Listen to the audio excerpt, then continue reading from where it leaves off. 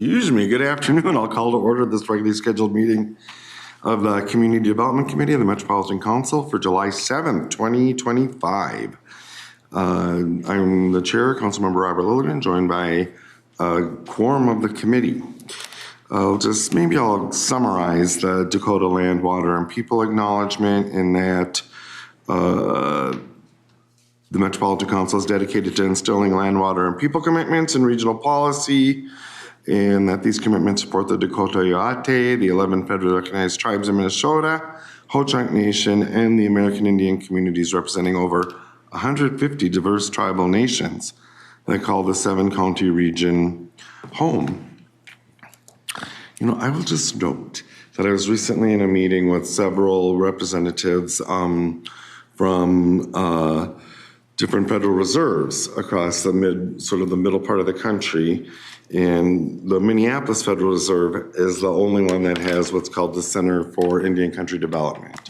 So these other Federal Reserve representatives were here kind of learning from the Minneapolis Federal Reserve. And in their documents, they referenced 50 tribes within the state and within the region. So I was able to correct them that Met Council research and our statement recognizes 150 tribes. And I said something like, just like that, you eliminated 100 tribes from our state. And the person who wrote that was at the table. And he said, that was me. I apologize. Now that I know, I will now reference the 150 tribes. So our work is having, a concentric influence. Cool.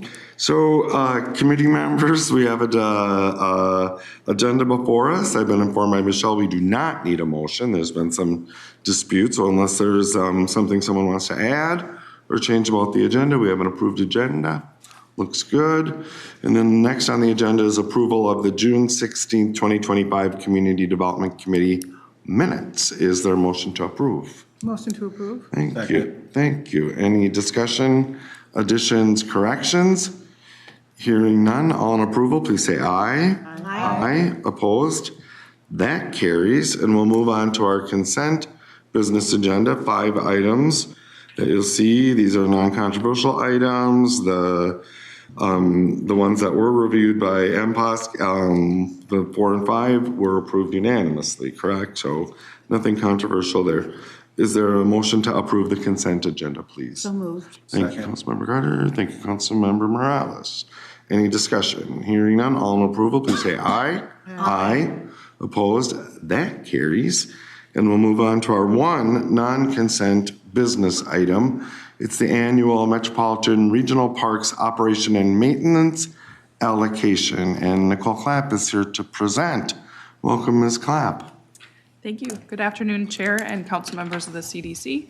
My name is Nicole Clapp, and I use she, her pronouns. I'm the Grants Manager for the CDMTS Finance and Administration Unit, and I am here today to present the annual Operation and Maintenance Allocation for the Regional Parks and Trails System. There we go. So you guys have seen this item. It's an annual item, but just to ground us in what operations and maintenance is, it is set in state statute 473351, and it requires that by July 15th of each year, the Metropolitan Parks and Open Space Commission report to the council the funding requests from the implementing agencies based on the actual expenditures made in the previous calendar year. The state legislature funds a portion of the expenses necessary to run the regional parks and trails system because the system draws a significant percentage of its visits from outside the metropolitan area and the state of Minnesota.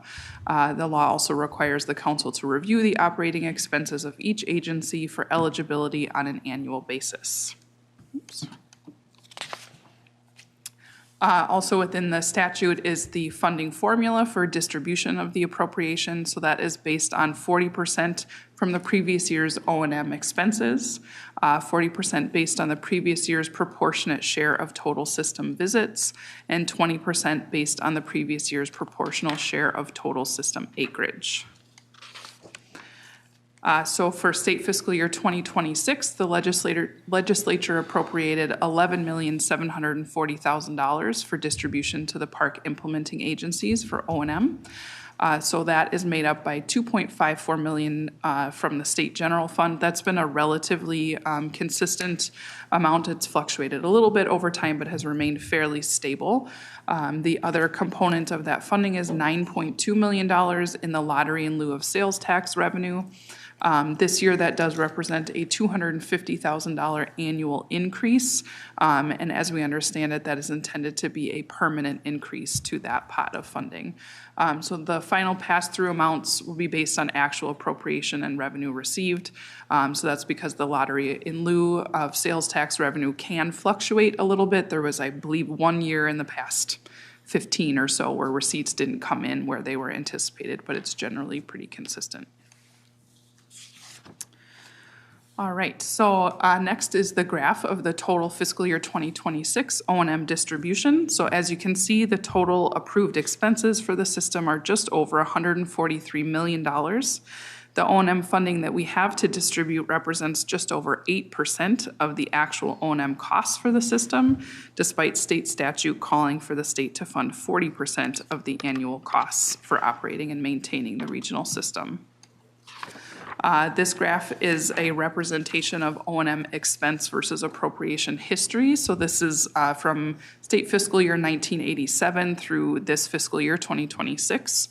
So it illustrates the total approved O&M expenses across the region for those fiscal years as depicted by the darker blue line on the graph, the line at the top.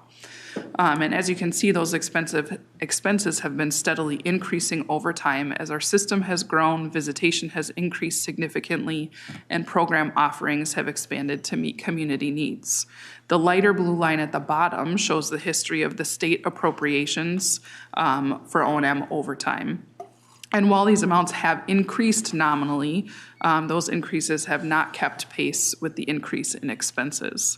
So the green line in the middle of the graph shows the statutory mandate to fund 40% of total O&M expenses for the regional parks and trails system.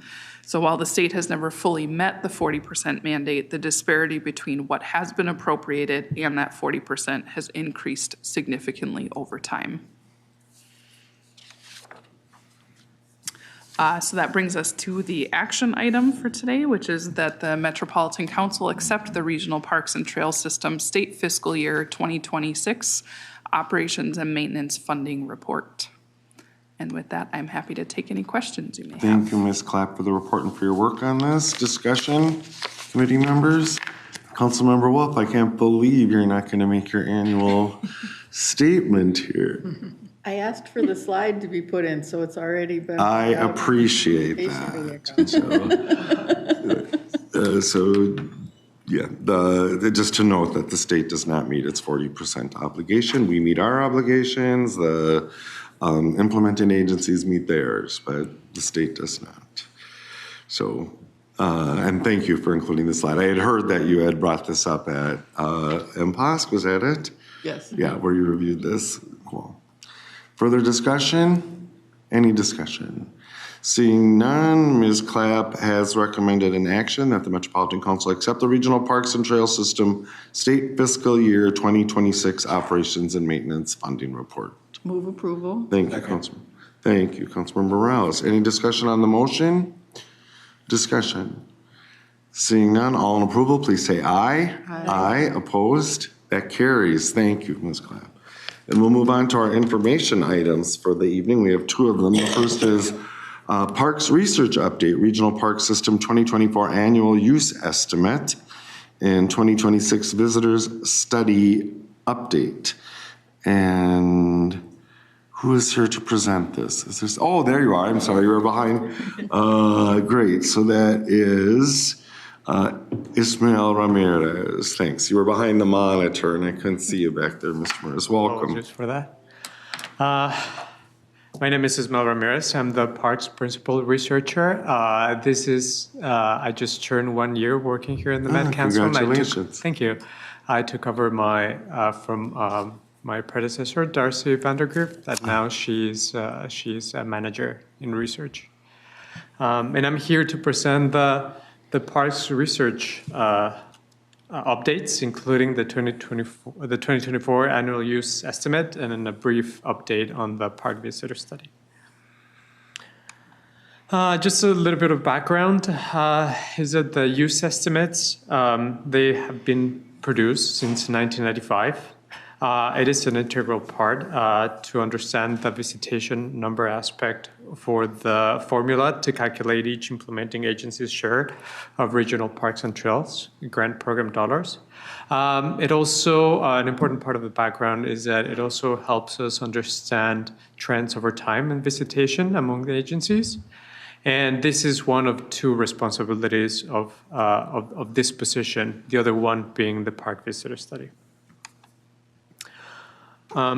These use estimates include data from 132 regional parks, trails, park reserve, and special recreation features.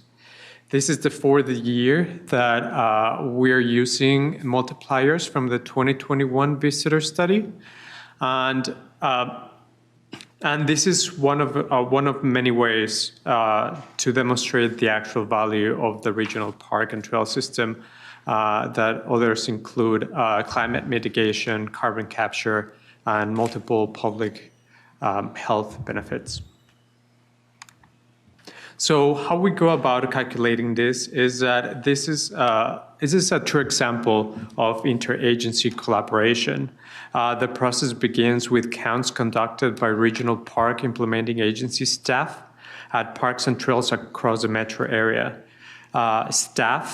Park staff count pedestrians, cyclists, vehicles, buses, boats, and horses entering a park or a trail. Then counts are scheduled. Everything is coordinated by me, and I develop a schedule for them to in a randomized way to go and count. These counts happen starting the Saturday before Memorial Day and Labor Day, and it finishes at Labor Day, approximately a little bit over 99 days. These are randomized across days and times and park and trail entrances. In 2024, last year, we coordinated thousands of discounts. And to reduce the impact of weather, construction, and other anomalies, counts are combined with previous 3 years of data. This four-year data set then is scaled up to expand and to use using formulas that accounts for people per vehicle, unaccounted days and times, other entrances that are similar of usage of the ones that were counted. And finally, we add data such as special events that happen throughout the year, including winter, spring, and fall. All that is incorporated into the final number of the use estimates. And these are the results of the 2024 use estimates. We estimated that there was 65.7 million visits that were made to the regional park system in 2024. This constitutes a 5.4 decrease from last year. And some of this can be accounted by some typical fluctuation among the implementing agencies. However, there was a dip of 5.4, and most likely that this dip was related to extreme weather events and also a consistent rain pattern. And we believe that was the aspect that caused the visitation to dip. However, the trail stayed pretty consistent, around 20 million visits. Mr. Rez, can I ask, please, so as you talk about extreme weather events, does that include air quality as well? It just seems so notable over these last few years that our air quality has diminished during park season. Last year, we didn't see that much air quality decreases. So I did look into that. However, it was not a factor that I determined to be a significant driver of population decrease. Thank you.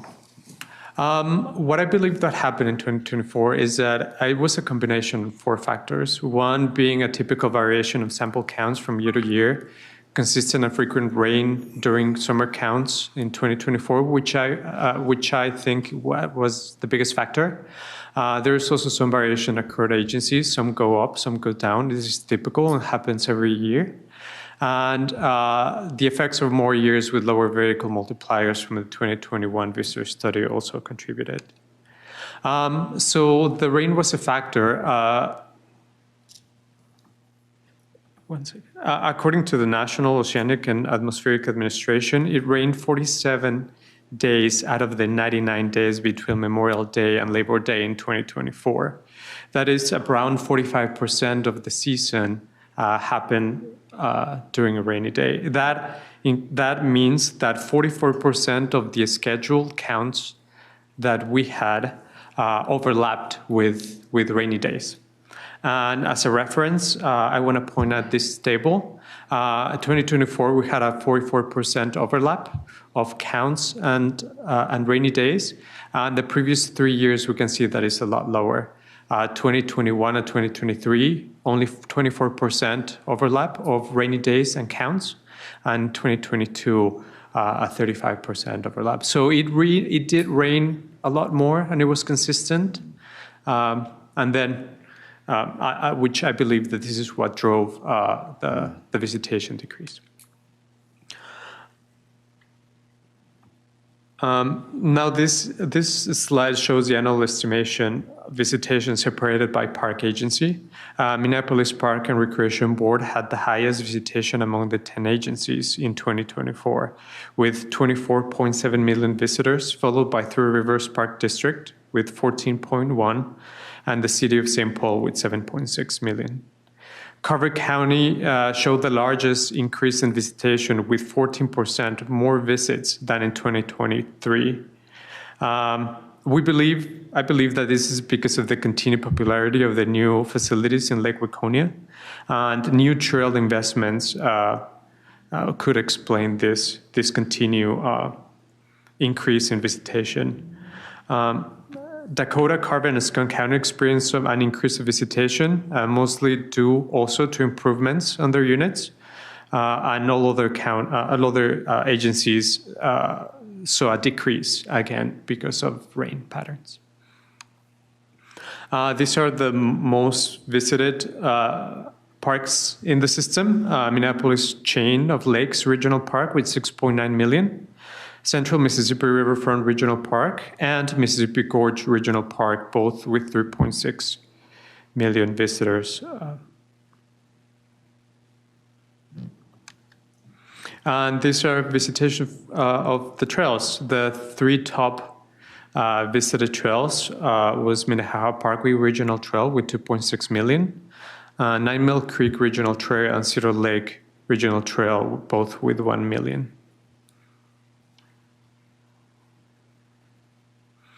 And a quick update, the visitor study will happen in 2026. The purpose for this study is to help inform planning and policy and management for implementing agencies and for ourselves.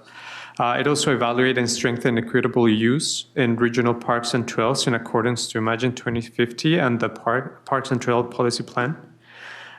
It also is going to help us inform the new funding for the multipliers and for the funding formulas that help us determine where funding goes for parks and trails.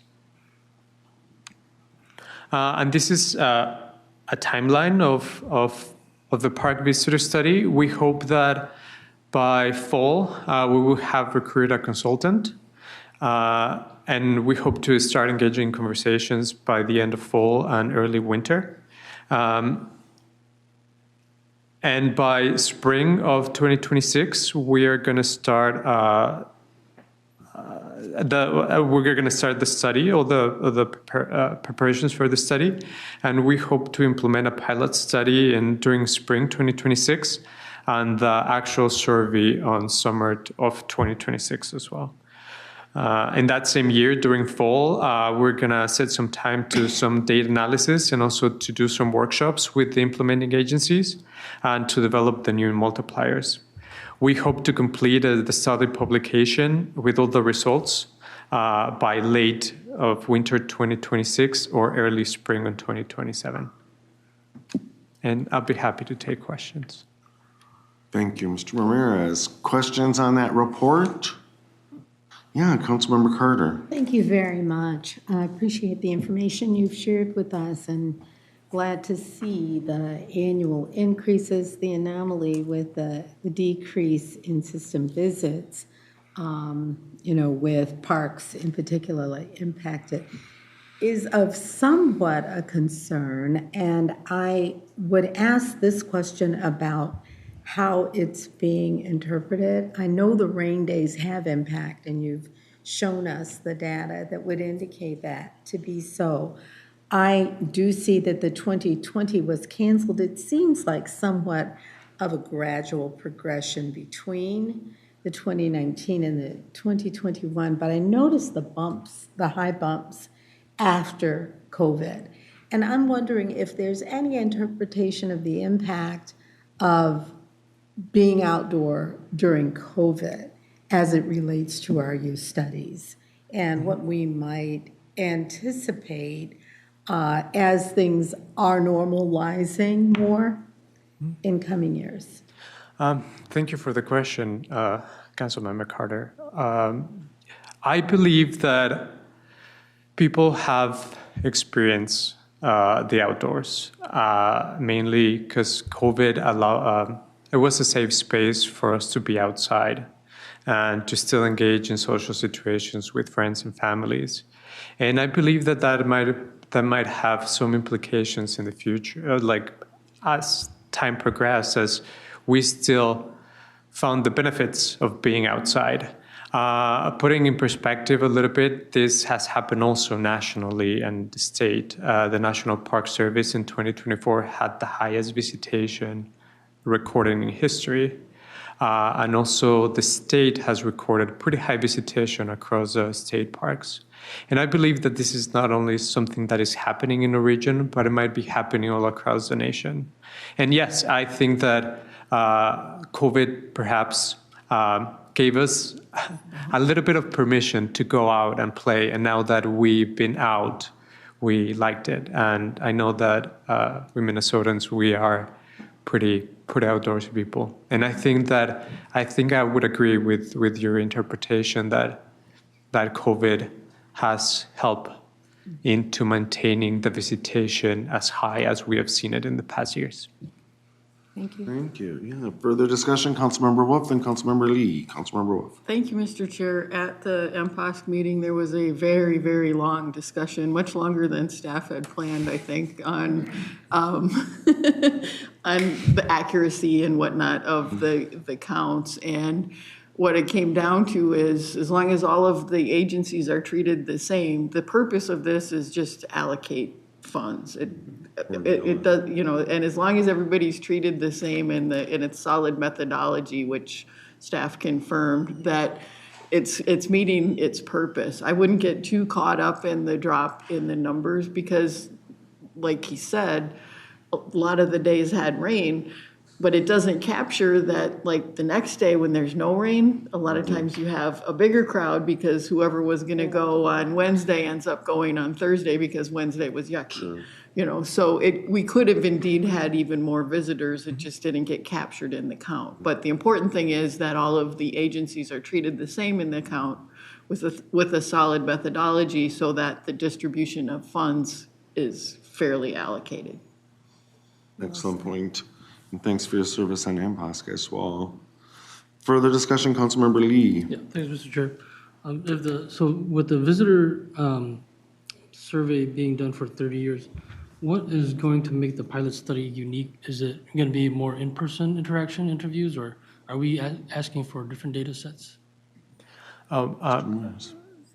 Councilmember Lee, I'm so sorry. I have a little bit of a problem hearing. But yeah. So what makes the pilot study in 2026 unique from the regular annual survey? Yes, thank you for the question, Councilmember Lee. The purpose of the pilot study is to anticipate any errors that could happen during the actual survey. It's a typical methodology that we implement just to try to anticipate possible errors or possible problems that might occur in different parks and in different trails. So we like to anticipate all that so the study can run smoothly during the summer. So that is the main purpose of the. Oh, thank you. Yeah. Thank you. Further discussion on this report? Further discussion? Hearing none, thank you, Mr. Ramirez, for your work and for the report. And we look forward to the results of the upcoming surveys as well. Thank you. Thank you. Committee members, we will move on to our final information item for today. It's the Livable Communities Program Update, alignment with Imagine 2050. And Hannah Gary and Emily Sidden are here. Welcome. Hello, everyone. Hello. Thank you so much for having us this afternoon to discuss the LCA Program Update Project. We are really excited to present our 50% draft to you with these LCA program updates. And as we're going through this presentation, please just keep in mind that this is a very early draft. We are still refining. There may be questions that you have that we are still working through the answers to. So today we're going to be sharing our proposed application submission process and our new scoring structure. I just realized I apologize. My name is Hannah. I am a planning analyst with the Livable Communities team. And I'm Emily Sedden, the manager for the Livable Communities Act programs. So as we shared when we presented to you all in April, the Livable Communities Act program update has actually been a multi-year process, and we appreciate you sticking with us throughout it, doing a lot of community engagement, and then, of course, last year working with a consultant to do interviews and really dig into the data more. So just to zoom in a little bit on our timeline for this year, we are currently kind of in this 50% draft phase, as Hannah mentioned, where we're building on some conversations we had earlier in the year about how the Livable Communities Act programs can enhance livability in communities across the region. And we're using that information now, along with the direction from Imagine 2050, this council strategic plan, to bring together what that looks like in terms of a program. So we've shared this early draft with developers, city staff, to help kind of shape where we are today. And then we're asking for your feedback. We'll go through another iteration and come back to you again before we hopefully this fall will bring you a final proposal for your consideration. As we shared in our last presentation, this understanding of livability is from conversations with city staff and developers from different parts of the region. And the themes that emerged from these conversations aligned with much of what is in Imagine 2050. And as you can see here on this slide, the high-level themes found in our conversations directly connected to 3 of the values in Imagine 2050. And those were our region is equitable and inclusive, our communities are healthy and safe, and our region is dynamic and resilient. So far, we have spoken with 45 people and have had representation from all 16 council districts. And we have more in-depth conversations scheduled with folks who wanted to go a little bit deeper. And we continue to have those conversations with anyone who reaches out with any kind of questions or concerns. So drawing on feedback from you all as council members and cities and information that was highlighted in last year's consultants report, our team has held kind of 3 high-level goals as we've gone into this program design process. First, we have known we need to simplify the process. Our grants as they are currently, are very helpful and popular, but confusing. And we also are working to ensure in this new iteration of the Livable Communities Act program that suburban projects and smaller projects that are aligned with the Imagine 2050 goals can be competitive for funding. And kind of within that, kind of overcoming a misconception of how our projects are current, or the program is currently structured, to really reassure cities that projects don't have to be near transit to be competitive for the Livable Communities Act program, but if they are, as a transit agency, we're going to expect that you make a meaningful connection there. And then finally, we want to make sure, I think I already said this, the smaller projects are also competitive. So what does it look like? What do those goals kind of look like in implementation? Drawing on the conclusions of last year's consultants report, we plan to continue to fund all of the activities across the development continuum that we're currently funding. So if your project is currently eligible for Livable Communities Act funding, it still will be next year. So we don't want to scare anyone away in that way. We're also proposing an expansion of eligible uses of funds to include small area development plans that are in line with regional goals. We've heard that from many cities that this could be a really influential use of Met Council funding to kind of take some of those steps in making action and movement towards aligning with the Imagine 2050 goals. Again, we're planning on simplifying our structure, and what that looks like is a single entry point application process. And that streamlined process, we really hope, is going to bring more transparency to the process and to our applicants. So what does a single entry point look like? Because currently we have 9 entry points. So we are going to go from 9 to 1. First thing we are going to want to know is about your project. So describing your project is the first step. We will have specific questions about specific grant activities to get really into those details about cleanup, about construction, those kinds of diligence pieces we need to know. But you only have to answer them if you're asking for funding for those activities.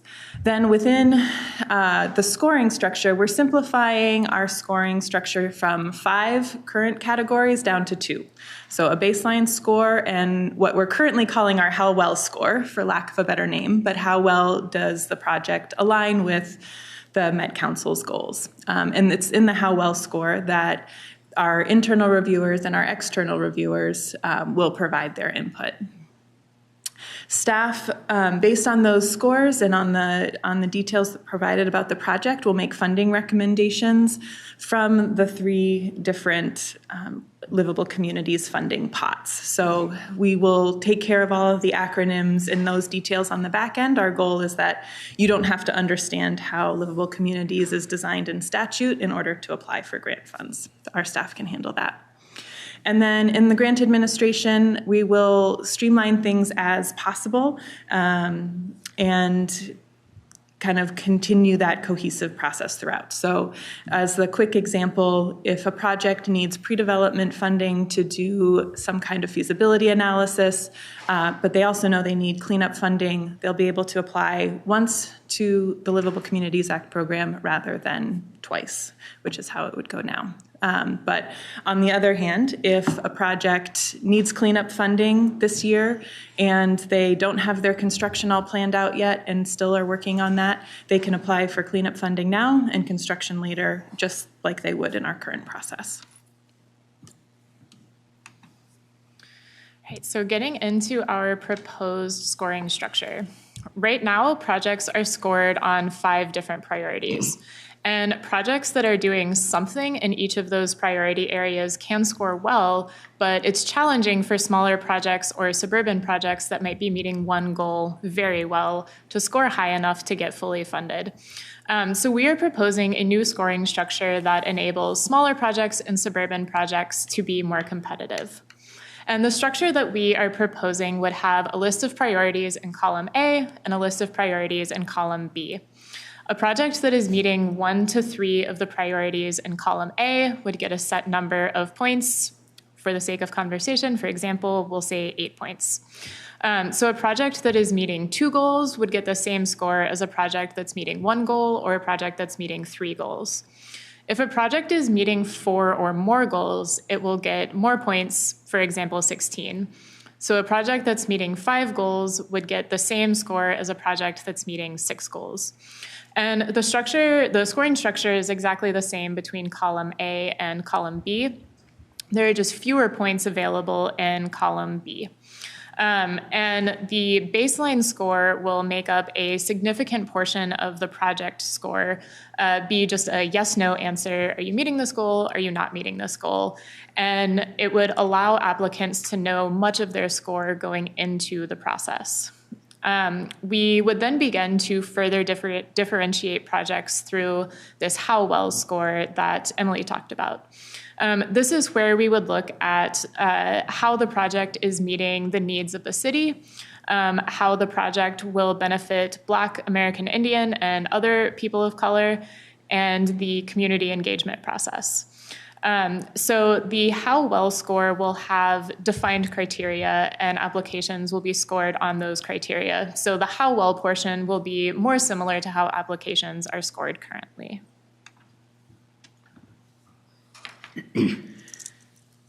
So the baseline and how well criteria will be different for development projects, policy projects, and then small area planning projects, just given how different types of activities those are. We're going to start by talking about the development projects because that is the most complex and also where most of our funding goes. So in the development projects here in our 50% draft, in column A, they are small on the screen. I apologize. They're also in your packets. But these are the priorities that are really rooted and explicit in Imagine 2050 guidance. So they really build on those themes of choice and safety and the ability to meet your needs in your community that we heard from our community engagement sessions. And so it focuses a lot on deeply affordable housing, creating homeownership opportunities.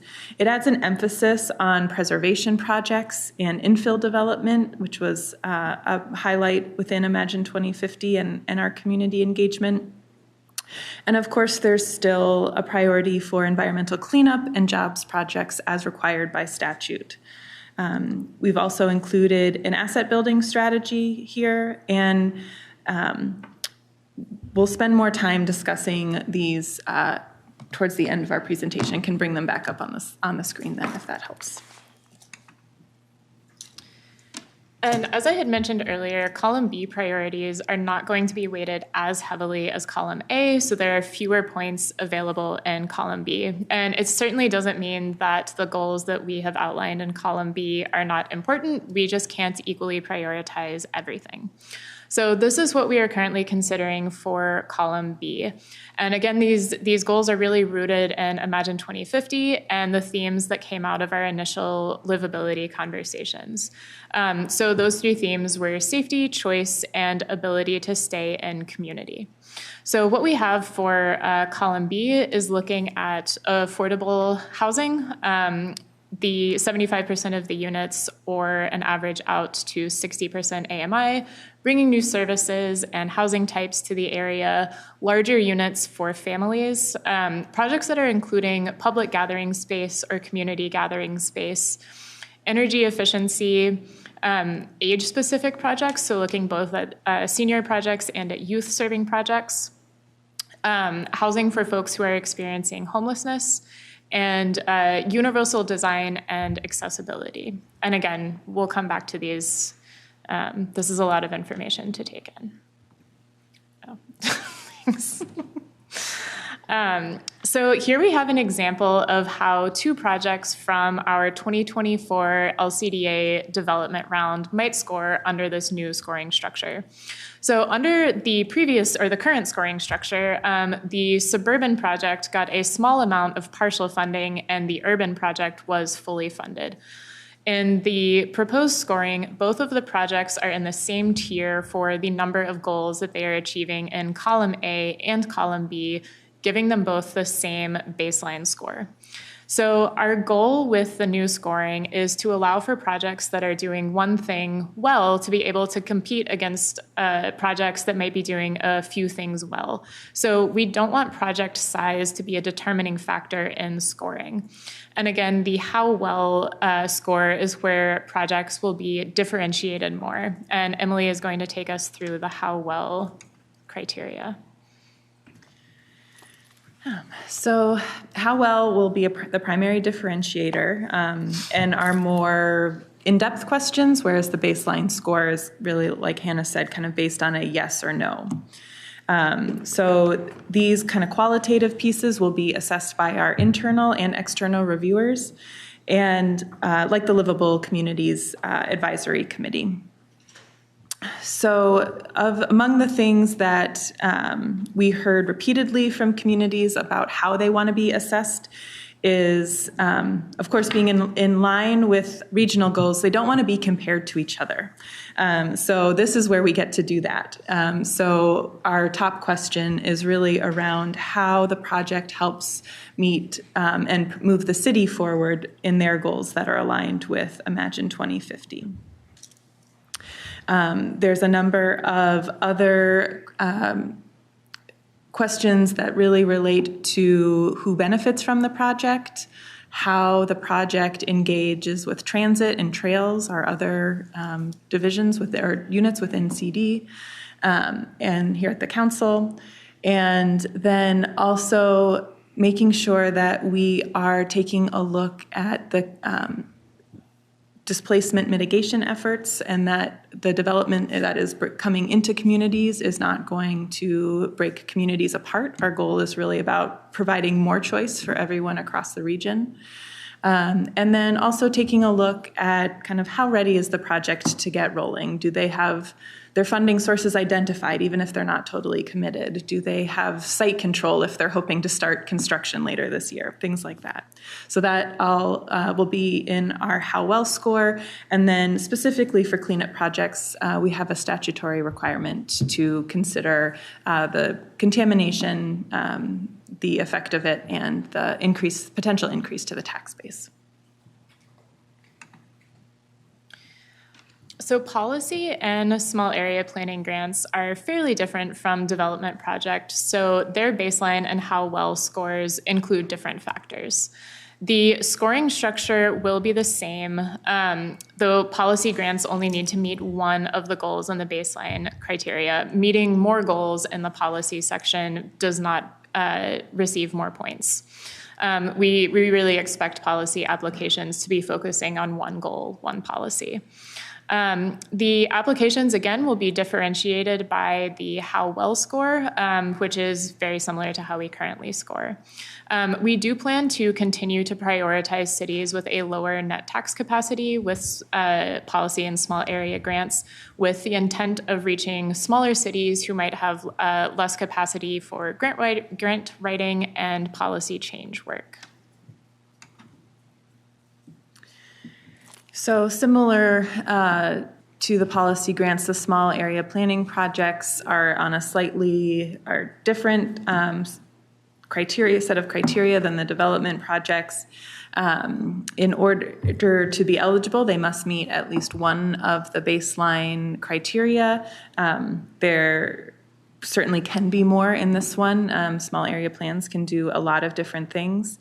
And also similar to the policy grants, we are proposing that we continue to look at the net tax capacity of the city, again, with the intent of prioritizing cities that don't have the same grant writing or staff capacity.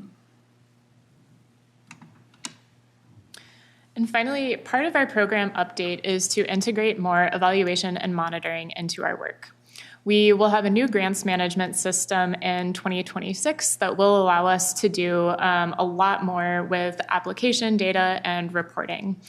To track the impact of policy and small area planning, for example, we will look at development at the time of award, 5 years post-award, 10 years post-award. As recommended in the fall 2024 consultant report, we will also be asking for consistency over a 2-year period with our FDP to give teams time to plan and our team time to evaluate. The consultants had called this the 2-year fund distribution plan. And we intend to ask for a 2-year commitment from council to the overall goals and structure, but we do intend to bring the FDP annually for financial approval. This will really improve our ability to make data-informed improvements to the program. We will also continue to monitor our internal process and expand the scope of what we track as we're building out our internal process. So again, with our new grants management system, we will be able to track things like issues, withdrawal requests, extension requests, and gather more data points on that grant administration side.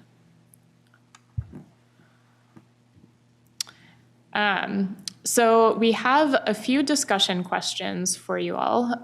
We are really interested in what you support about the proposal, if there's anything that excites you with the proposal. How well this proposal meets those key Imagine 2050 outcomes that are prioritized in what we've presented, and anything that you would like more information on. We plan to come back in August, so we would love to know what else you want to know so that we can make sure we're getting those answers by August.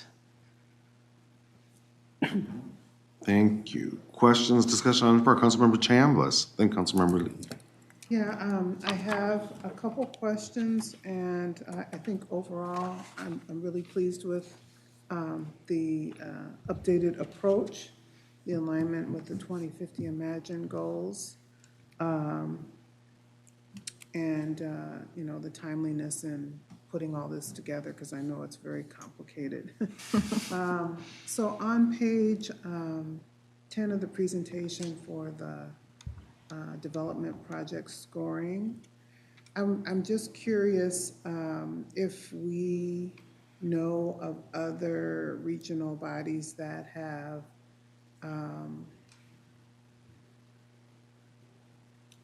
similar criteria in terms of, for example, addressing displacement for residents and businesses to stay in their community and preserve their cultural and social community connections. That's the one question. Mm-hmm. And then I have a couple others.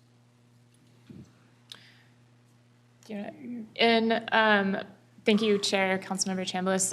In most of the research that we have done looking at other grant programs, there are a lot of different criteria that have something to do with either representation or displacement. The wording is different depending on where you look, depending on the focus of the program. We wanted to have separate criteria for who benefits as in individuals and then the impact on the community as a whole. And one of our goals is to align with the anti-displacement work that the council is doing. So that was the thinking behind separating those two. But like I said, in most of the other grant programs that I have looked at that are development related in any way have similarities in either one or both of those criteria. Thank you, Chair. That's from a policy perspective. I was wondering about applicants and what ideas they might be coming up with to prove that or show what they intend to do. I'm not sure if we have examples of that, but I'm sure that applicants will be thinking about that when they do their application process. You don't have to answer, but that was just kind of curious about that. And then on page 11, I was happy to see the question and how well scoring about addressing potential unintended consequences. Mm-hmm. I think that shows leadership in the organization because as communities do their planning, if they don't think about unintended consequences, it can kind of go against what the like a regional economic framework or the regional development framework. So I think having that emphasis is very helpful for planning purposes.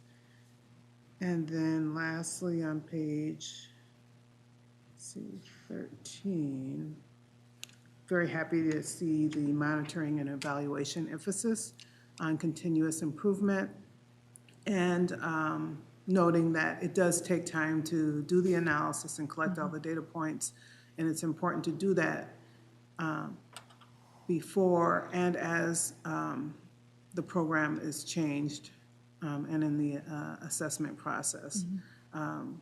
So I think moving carefully, and the fact that these changes have been made over time and the changes that have been implemented are not drastic, it's important to be very careful as we move, and that takes us back to unintended consequences as well, because if we're not looking at the data, if we're not doing the evaluation, we may have some unintended consequences in the results. But that's it. I'm happy with what I see so far. Thank you, Councilmember. Further discussion, Councilmember Lee, then Councilmember Carter. Yeah, thanks for the great presentation. I really appreciate the one common application process. It makes me think of how far we've come in other processes that have equalized the playing field for everyone. When I went to college 20 years ago, I was the last generation where you had to pay a separate fee for a separate application for every college you want to apply to. And then after that, they came up with common applications for a bunch of colleges and universities. And then they started waiving fees altogether.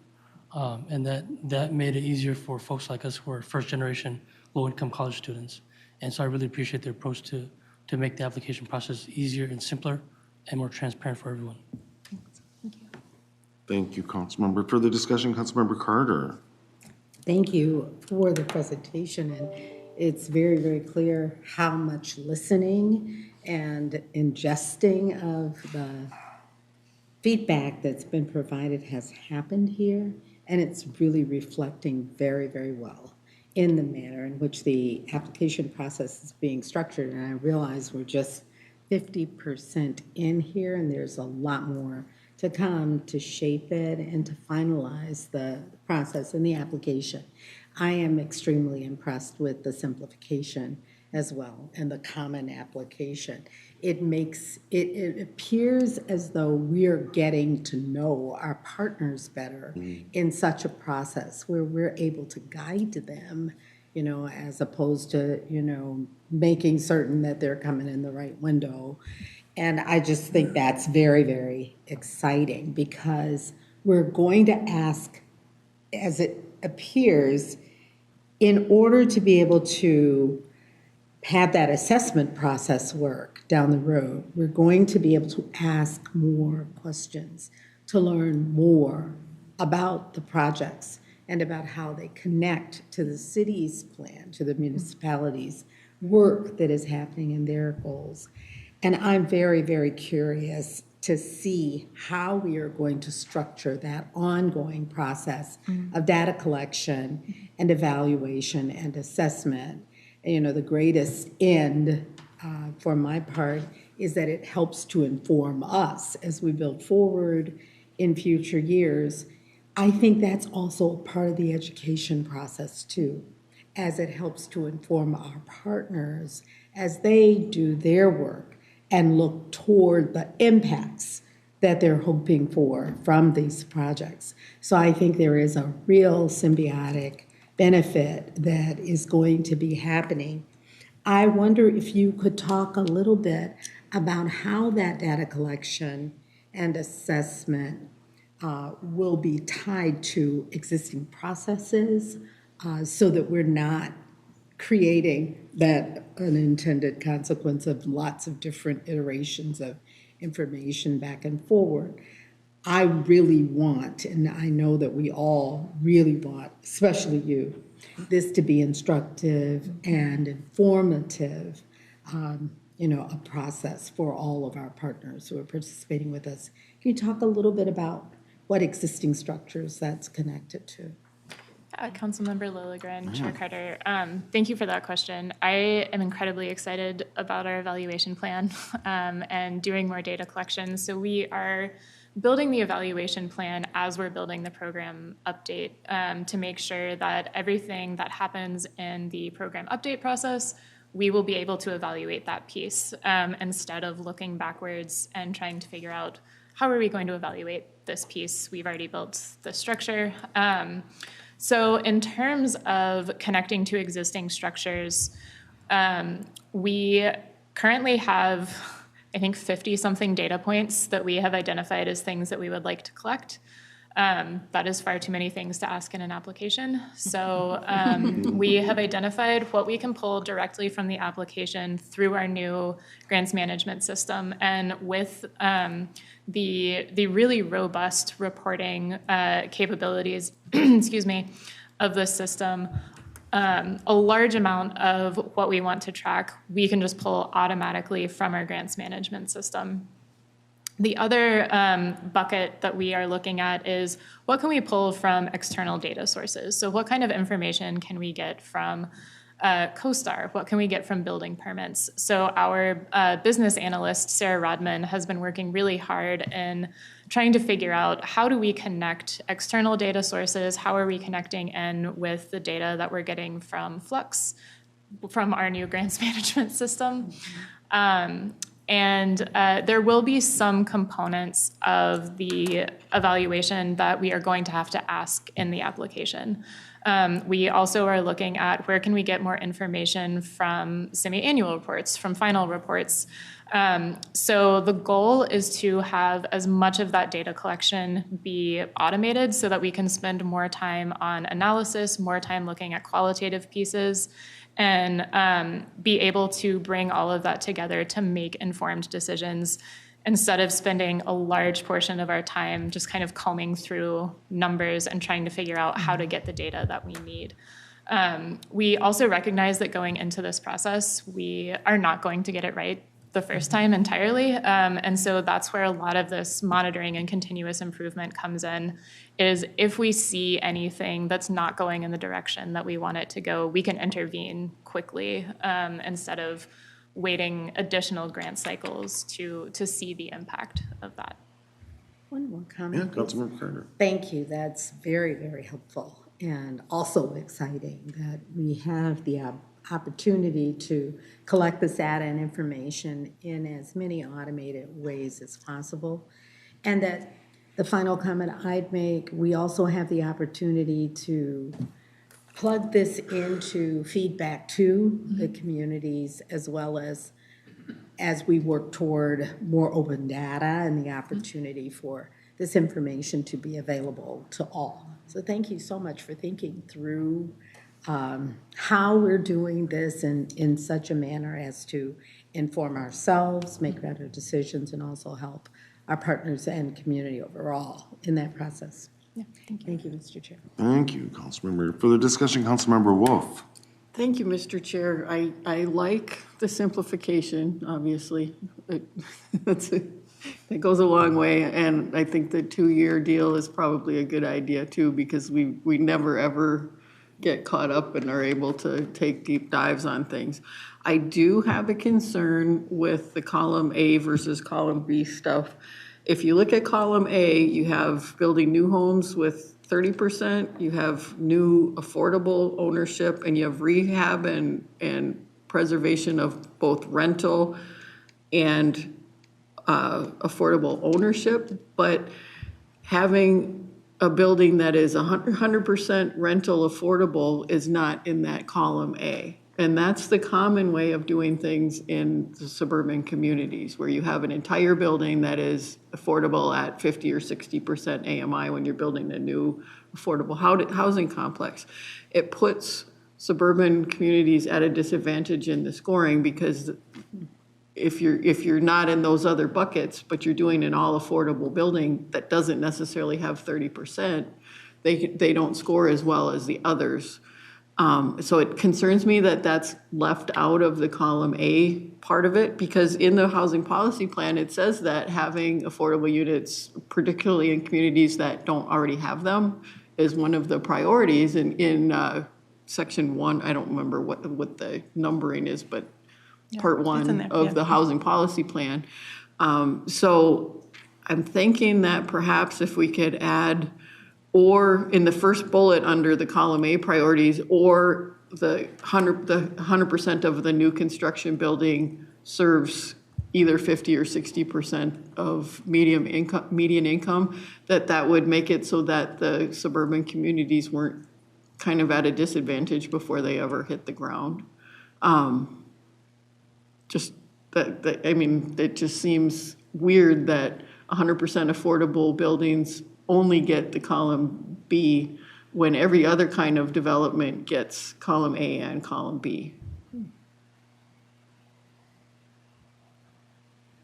Thank you, Councilmember. And then, Ms. Gary-Messana, do you have a comment? I mean, what was your thinking when you were establishing column A and column B priorities, sort of in light of what Councilmember Wolf just brought up? Yeah, absolutely. Thank you, Councilmember Wolf, for continuing this conversation. We started it at Housing Work Group, so I appreciate it continuing.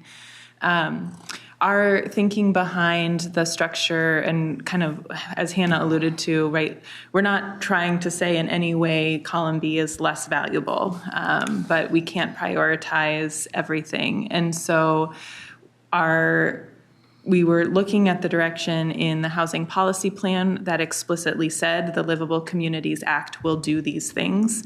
And that was focusing on the 30% units that are affordable to households living on 30% of the area median income and creating new home ownership opportunities.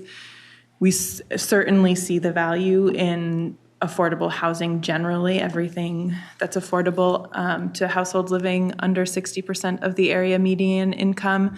But as we look at our kind of high-level goal of creating housing choice across the region, the people that currently have the least choice are the people that are living on 30% of the area median income, or I think it's about just over $39,000 a year. And so because we can't prioritize everything, we put the deeply affordable housing and homeownership into column A as the projects that we were both through the housing policy plan directed to, and hoping to achieve some of that balance with the suburban communities because homeownership projects can also be a lot smaller. So I know another one of the things we heard about from suburban communities is that, right, like doing a whole big building is sometimes not possible. So when we're talking about bringing affordable housing into communities where it hasn't been before, affordable homeownership is sometimes a good first step to do that. And there's certainly homeownership needs across the region as well. So those were a couple of the reasons why we structured it the way we are, but this is a 50% draft, and so having this discussion is exactly what we were hoping for. Thank you. Chair, Councilmember Wolf. I have a follow, and I want to continue to have that discussion because I think it's important, especially because with the new vouchers that are coming in from the state, people might be 30% of median income, but they can use those new vouchers in a 50% building and give them more opportunities for choice. And if we aren't helping with the 50% buildings, that choice doesn't happen. The other thing that I wanted to talk about, and now I lost my train of thought, of course. I should have written it down. Shoot. Oh, hold on. Let me think. We'll come back. Okay. Further discussion, Councilmember Morales. Yep. Thank you, Chair. Mine was more in line to Wendy's comment too, is I wanted to know what the weighting structure is for column A compared to column B, compared to the how well. Is it 40, 35, 25? What does the percentage breakdown look like? Because by looking at it, I can see more urban areas fitting into column A and easily getting those points compared to suburban areas, right? And when I look at column B priorities, those are easier to fit in suburban areas than they are in urban areas, right? So both of them look like column A is set up for urban areas, column B is set up for the suburbs. And then by right off the bat stating column A is weighted higher than column B, you're making that distinction real easily. And so I just want to know what the weighted averages are and if we can do something to equalize both column B and column A. Because just by looking at it real quick, without doing a deep dive, that's how it looks. Yeah, Chair, Councilmember Morales. So we haven't determined the exact number of points. One of the exercises that we are doing is going through a lot of different scoring scenarios from projects that were submitted last year to see how the scoring plays out. We tested 3 different scoring scenarios. Right now, what we are looking at is column A. Column B points would be, I think, about half of column A. And the baseline score, right now we're looking at 60% of the score, and then 40% would be that how well score. I'm sorry, Ms. Beer, we say that again, I was just trying to track those percent. I mean, to Councilmember Morales, is that 30, 30, 40? Is that? So I am not good at doing mental math right now. So what we're looking at is column A, the 40, available. 20, 40. Thank you. So that, yeah, okay, thanks. I was tracking, I guess. Well, Councilmember Wolf, I'll come back to you, but Councilmember Carter. Oh, okay. I just wanted to add that I was really glad to see the 30% AMI in what currently is the column A priorities because of the data around availability for families at 30% or less. I'm also hearing the qualification of the state being able to allow the 30% AMI or below to choose a higher AMI housing unit. And I think there should be a way for accounting for that in the process. I'm not exactly sure how that works because I know the project will have a specificity. But if in fact that is how the state will provide for those AMI categories to select, then isn't there some way we can, in this process, recognize those which would be eligible, those projects which would be eligible to families at 30% or below, even if they're higher AMI category? Innocent question. I don't know if that's just like, no, we can't do that. But I just like to put it out there and understand at some point. Sure. Chair, Okay, comment, Councilmember please. Carter. I think a little bit along with the scoring, this is one of the areas where we're still digging into with our colleagues in the HRA, working with them to really make sure that all of the projects that are supported by the Livable Communities Act are kind of in alignment and usable to voucher holders. And so that was one of the directions in the housing policy plan, to your wise guidance. And so that is part of kind of more behind the scenes, I think, in some of the eligibility. And so bringing it forward through this conversation with the column A and column B priorities is appreciated. Thank you.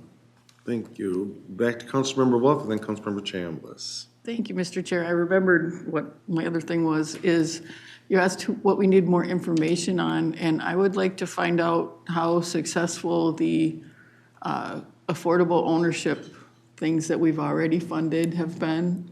Are they getting filled up or not? And so Dakota County had a partnership with Habitat for Humanity a couple years ago where they were taking their scattered site units that they own and they were basically selling them to Habitat to rehab and put into ownership instead. And they paused that partnership because the units were being rehabbed and then sitting empty because they couldn't find the perfect person to go into the units. And they figured it was better to have people in the units than having them sit vacant. So if you could explore, and that's rehab, which is cheaper than doing new construction. So I really like to know, is this working before we keep putting more money into it. Thank you. Thanks. Further discussion, Councilmember Chambliss. Yeah, my comment is similar to what Councilmember Wolf said. I think maybe getting more information on the application and use of the 30% AMI, 50% AMI, 60%, et cetera, for different types of projects. It's kind of hard for me to compare a development project to a housing voucher. There's some differences and some nuances there.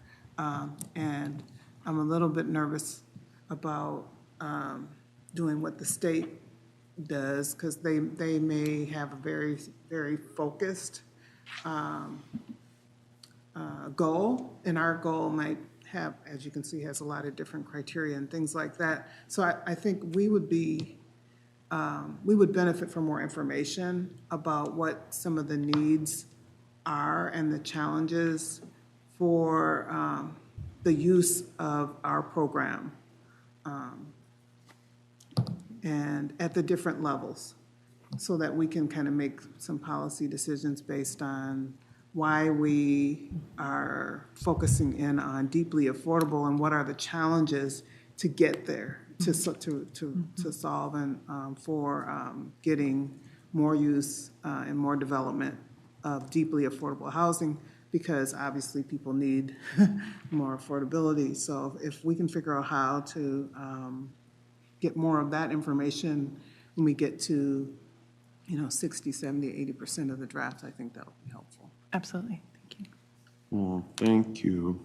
Oh, and I also wanted to say that a lot of folks in the philanthropy area in community service has requested more deeply affordable housing.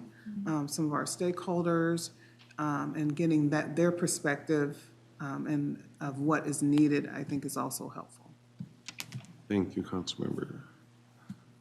Further discussion? I'll take a stab at some of your questions as well. I mean, I really support a lot of what has been said here. First up, I want to say I really appreciate you bringing this at 50% in front of the committee, and so we can have these kind of conversations and feel our input, see how our input impacts as we go. I'm very grateful to you. I know this is a kind of a complicated journey, and we've been looking forward to getting to this point for a while now, and I feel like you're really hearing what the committee has been saying for a number of years. And so what excites me about this proposal, that single point of entry, I think is huge, right? And so it's taking some of the burden off our applicant communities, and I think that is really cool. And I like the emphasis on evaluation as well. I feel like that's, again, something that this committee has been looking for. And then we have the new grants management system, and I think I heard you say Flux. I don't know if that's the system, or is that supposed to be public or not, but I don't remember. Yeah, so anyway, It will be soon. You'll take action this week on Wednesday. so it's not determined. All right, pending council action. Council action. So I interact with that a lot in my day job, both with public sector and with philanthropy, and so I appreciate the system, grants management systems in general. And so one question I have there is, who will have access to that? Will the communities have access to that, so they're populating the grants management system with data, or is that something that just Met Council staff would be doing?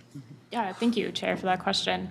One of the great things about the new grants management system is that there are a lot of different options for being able to give people access to different parts of the system. So the city will be able to manage who is on their account. They will be able to manage who has access to the applications. They could, for example, give someone access to a single question.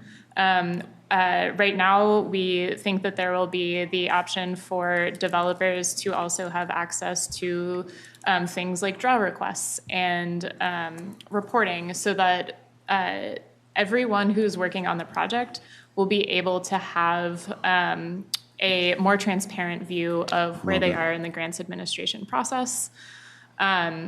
And we are going to be getting a lot of training on the new system. We hope that we will then be able to train city staff and developers once we have learned the systems. So there are likely capabilities that we don't know yet, but that was one of the things that we talked about in demos with all of the different vendors. Cool, thanks. That sounds very exciting. Did you want to say something, Director Yes, Ross? may I? Okay, please. I just want to say that for our procurement process, we didn't speak out of order. It is Okay. posted on our website on Wednesday, right. and the name of the organization is part of our Okay. business item. Great. Thanks for that clarification. Well, I really like this idea because it's more interactive, right? And I think it was Councilmember Carter that said something about this feels more like we're in relationship with our partners. And I feel like that kind of access to generating the data is part of that. And I feel the same way. I feel like this whole approach feels more interactive, right? So one thing that would help me, another thing I like about this, and I can't remember who said it, I think Emily, it might have been you, but something that there's a piece of this that is adaptable to project size, right? And in some communities, they're not gonna build a 150 unit building, right? So if it's something that's more scaled to the community. So I would maybe like to see that described somehow in our scoring or in our weighting. I think that's really an important point. And then the other piece, and I know this is super complicated, and I'm really grateful and respectful of all the work that you're doing here. But for me, it would almost be helpful to share some of the scenarios that you're doing. So it's not just theoretical, but we can look at real numbers or what the impact might have been, on a different application cycle. So I would like to see that.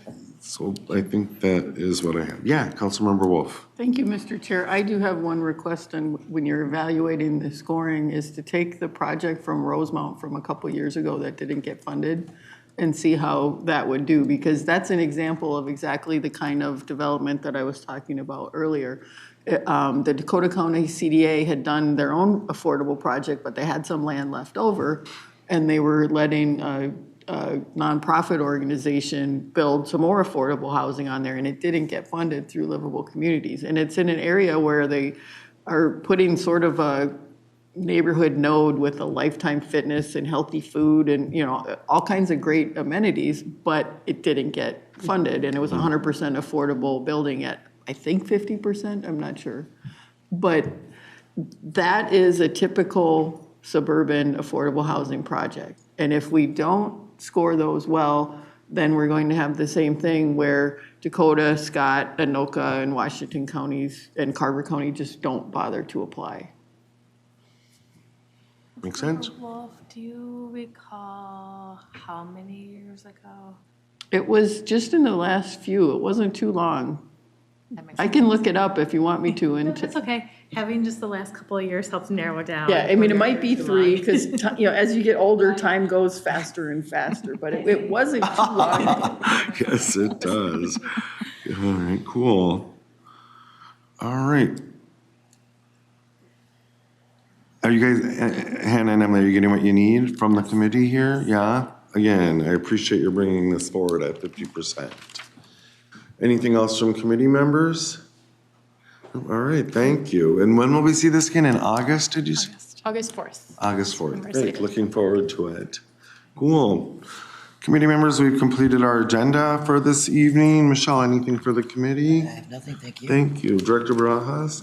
Cool, all right. Seeing no further business before this committee, we're adjourned.